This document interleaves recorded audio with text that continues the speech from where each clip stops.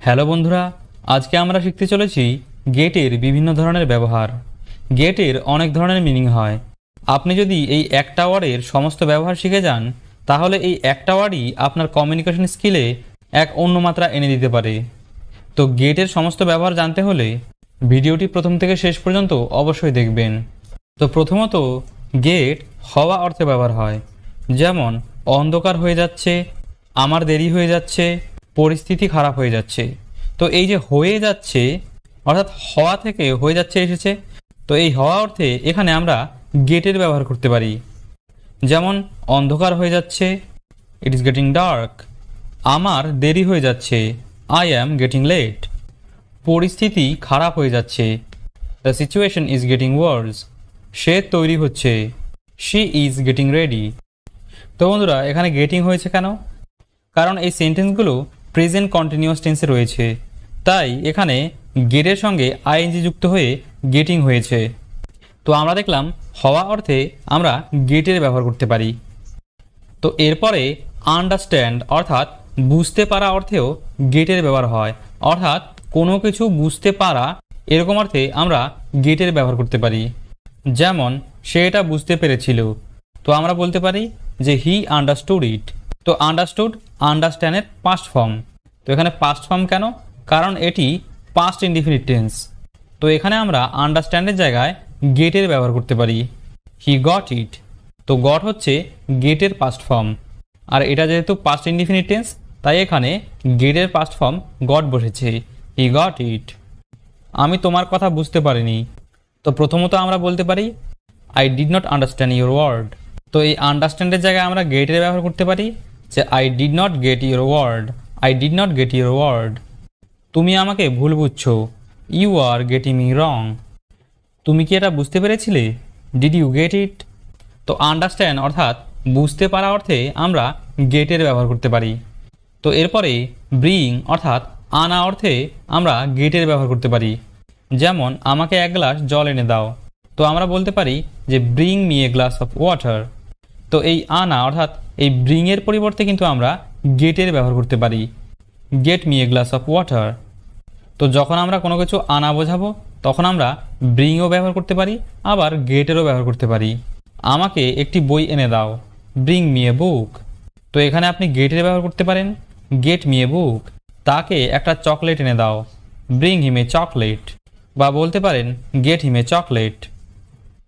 তো ব্রিং অর্থাৎ আনা অর্থেও আমরা গেটের ব্যবহার করতে পারি। তো এরপরে বাই অর্থাৎ কেনা অর্থেও আমরা গেটের ব্যবহার করতে পারি। যেমন একটা চকলেট কিনে নাও। তো আপনি কাউকে বলছেন যে একটা চকলেট কিনে নাও, বাই এ চকলেট। বা বলতে পারেন গেট এ চকলেট, অর্থাৎ বাইয়ের পরিবর্তে আপনি গেটের ব্যবহার করতে পারেন। একটা বই কিনে নাও, বাই এ বুক। বা বলতে পারেন গেট এ বুক। একটা নতুন মোবাইল কিনে নাও, বাই এ নিউ মোবাইল। বা বলতে পারেন গেট এ নিউ মোবাইল। তো বাই অর্থাৎ কেনা অর্থে আমরা গেটের ব্যবহার করতে পারি। তো এরপরে ফাইন্ড অর্থাৎ কোনো কিছু খুঁজে পাওয়া, অর্থাৎ কোনো কিছু খুঁজে পাওয়া অর্থে আমরা গেটের ব্যবহার করতে পারি। যেমন ধরুন আপনার কিছু হারিয়ে গেছে, তো আপনি সেটা খুঁজে পেয়েছেন, তো সেখানে আপনি গেটের ব্যবহার করতে পারেন। যেমন তোমার মোবাইলটা পেয়েছিলে, did you find your mobile. বা বলতে পারেন did you get your mobile. তো এই ফাইন্ডের পরিবর্তে আমরা গেটের ব্যবহার করতে পারি। তোমার বইটা পেয়েছিলে, did you find your book. বা বলতে পারেন did you get your book. সে তার কলমটি পেয়েছিল, did he find his pen. বা বলতে পারেন did he get his pen. তো আমরা ফাইন্ড অর্থাৎ কোনো কিছু খুঁজে পাওয়া অর্থে গেটের ব্যবহার করতে পারি। তো এরপরে রিসিভ অর্থাৎ গ্রহণ করা বা পাওয়া অর্থে গেটের ব্যবহার করতে পারি। যেমন তুমি আমার চিঠিটা পেয়েছিলে, did you receive my letter. তো আপনি এখানে গেটের ব্যবহার করতে পারেন, did you get my letter, did you get my letter. আমি তোমার উপহারটি পেয়েছি। তো হয়তো কেউ আপনার জন্য কাউকে দিয়ে একটি গিফট পাঠালো, তো সে আপনাকে ফোন করে বললো যে গিফটটি কি পেয়েছো।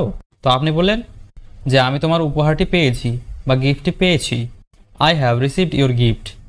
তো এই রিসিভের পরিবর্তে আপনি গেটে ব্যবহার করতে পারেন, I have got your gift. তুমি কি আমার ইমেল পেয়েছো, have you received my email, have you received my email. বা have you got my email. তো আমরা রিসিভ অর্থাৎ গ্রহণ করা বা পাওয়া অর্থে গেটের ব্যবহার করতে পারি। তো এরপরে বন্ধুরা পজিটিভ ভার্ব হিসেবেও গেটের ব্যবহার হয়। তো পজিটিভ ভার্ব কি সেই সম্বন্ধে অলরেডি আমি একটি ভিডিও বানিয়েছি, তো আপনারা চাইলে সেটা দেখে নিতে পারেন, ডেসক্রিপশনে আমি লিঙ্ক দিয়ে দেব। তো এখানে আমি শর্টে একটু বলে দিচ্ছি যে পজিটিভ ভার্বের মাধ্যমে আমরা কাউকে দিয়ে কোনো কিছু করানো বোঝাই, অর্থাৎ কোনো কাজ আমি নিজে করি না, অন্য কাউকে দিয়ে করাই। তো কোনো কাজ যখন আমরা অন্য কাউকে দিয়ে করাবো তখন সেটা বোঝাতে আমাদের পজিটিভ ভার্বের ব্যবহার করতে হবে। তো গেটও একটি পজিটিভ ভার্ব, অর্থাৎ গেটকে আমরা পজিটিভ ভার্ব হিসেবেও ব্যবহার করতে পারি। তো এক্ষেত্রে গেটের মানে হয়ে যায় করানো। যেমন আমি আমার গাড়িটা রিপেয়ার করাচ্ছি বা ঠিক করাচ্ছি, I am getting my car repaired. তো আমি আমার গাড়িটা ঠিক করাচ্ছি, অর্থাৎ আমি নিজে গাড়িটা ঠিক করছি না, অন্য কাউকে দিয়ে ঠিক করাচ্ছি, I am getting my car repaired. আমি কাজটি করাচ্ছি, I am getting the work done. ঘরটি পরিষ্কার করিয়ে দাও, get the house cleaned, get the house cleaned.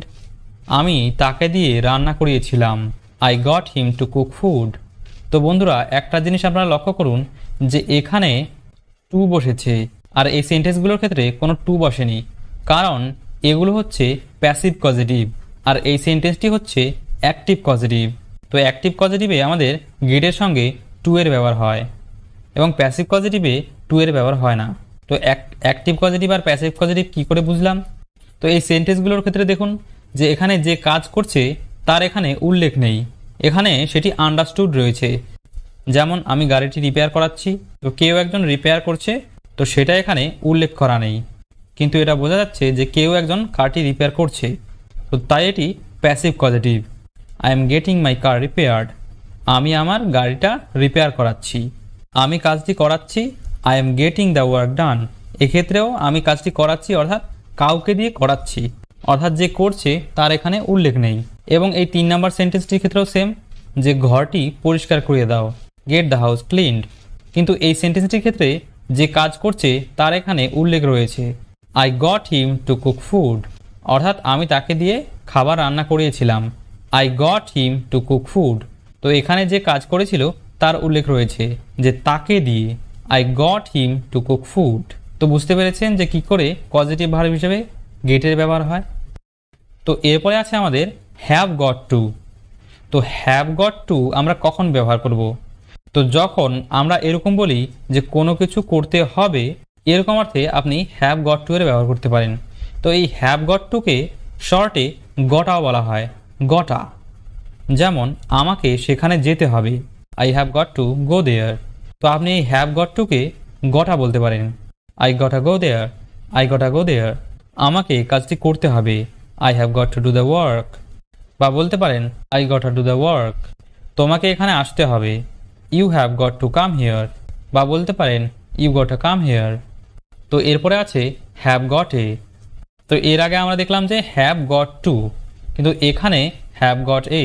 তো এই হ্যাভ গট এ আছে অর্থে ব্যবহার হয়, অর্থাৎ কারো কাছে কোনো কিছু আছে এরকম অর্থে আমরা হ্যাভ গটের ব্যবহার করতে পারি।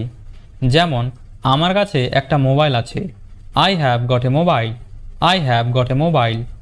আমার কাছে একটা আইডিয়া আছে, I have got an idea, I have got an idea. তো এখানে অ্যান হয়েছে কেন? কারণ এখানে আই ভাওয়েল, আর আমরা জানি ভাওয়েলের আগে অ্যান বসে। I have got an idea. আমার কাছে তোমার জন্য একটা গিফট আছে, I have got a gift for you, I have got a gift for you. আমার কাছে একটা বই আছে, I have got a book, I have got a book. তো এগুলোই ছিল গেটের বিভিন্ন ধরনের ব্যবহার। আশা করছি আমি আপনাদের বোঝাতে পেরেছি। তো আপনাদের যদি কোথাও বুঝতে অসুবিধা হয়ে থাকে বা কোনো কনফিউশন থেকে থাকে তাহলে সেটা অবশ্যই আমাকে কমেন্ট বক্সে জানাতে ভুলবেন না। আর ভিডিওটি যদি আপনাদের ভালো লেগে থাকে তাহলে ভিডিওটিকে একটি লাইক করে দেবেন এবং চ্যানেলটিকে সাবস্ক্রাইব করে না থাকলে চ্যানেলটিকে সাবস্ক্রাইব করে দেবেন। তো আজকের ভিডিও এই পর্যন্তই, আবার দেখা হবে একটি নতুন ভিডিওতে। ততক্ষণ পর্যন্ত আপনারা সবাই ভালো থাকবেন, সুস্থ থাকবেন।